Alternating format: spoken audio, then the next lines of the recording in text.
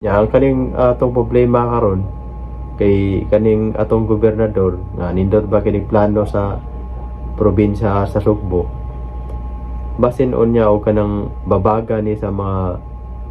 board member nga kay dili biya ni kaalyado niya. Siyempre kay bawi tama par kung dili kaalyado unsay mga plano sa ilang kauban mubabag baya na kay dili man kaalyado. Maayong adlaw kanatong tanan ug daghan kayong salamat mga par sa inyong pagsuporta sa akong channel ug sa inyong pag-subscribe ug sa mga viewers nako diha nga wala pa naka-subscribe sa akong channel. Palihog lang kog subscribe mga par para ma-update mo sa akong i-upload nga mga video reaction. So pasensya di kayo sa akong tingog mga par, medyo pagaw-pagaw akong tingog karon kay namutay ko ano mga paratay ka ng subaw ba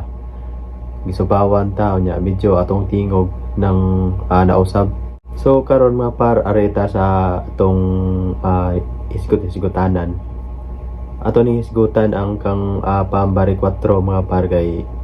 hapit na mo lingkod si Pamela Bari 4 sa Kapitolyo ug unsa kay linugdangan ani mga par kay medyo kaning mga kuan ra ba kaning mga board member dili ra ba ni kaalyado ni Pambari 4 unya ang gusto ni Pambari 4 ra ba nga ang iyang mga saad iya ba gyud nga tumanon nga ang healthcare mo iyang unahon gyud mga par ug sa kanang isyu diha sa North Bus Terminal ug sa South Bus Terminal nga naibayad ang mag-CR manay unahon gyud ni Pambari 4 mga par sa pag-sulbad unya unsa kay linugdangan ani kay dili maguni kang Pamela Bari 4 nga kaalyado ni mga board member mga par unya basin unya og kanang mubabag ni sa mga plano ni Pambari 4 nga kay tumano na bagyo ni Bari 4 ang iyang mga saad unya ang atoa lang ani mga par nga basin kun na ang kaning mga project ni Pambari 4 dili ni malutsan dili ni lutsan og mga budget kay basin og mubabag ni ang mga board member ni Gwen Garcia kay kaning mga board member dili ra ba ni kaalyado ni Pambari 4 kang Gwen Garcia ra ba ni nya mo ni atong tutukan karon kun mo uyon ba ni sa mga plano ni Pambari 4 kay nindot baya kayo ni ang plano ni Bari 4 sa mga hospital sa probinsya. Atoa lang ani mga par kung sukuhay ini ang mga board member kay kaning mga board member gud karon kanang kung sa panahon pa ni Gwen sa ungkol sa mga plano ni Gwen kuan na ni sila mga par kanang yango-yango ra na sila perme kay hadlok sa to ni Gwen Garcia kay si Gwen Garcia mga par nang may pagka maldita masad to may pagka arrogante masad to si Gwen Garcia mo nang ang mga board member kung usay gusto ni Gwen Garcia mo yango-yango ra gyud na sila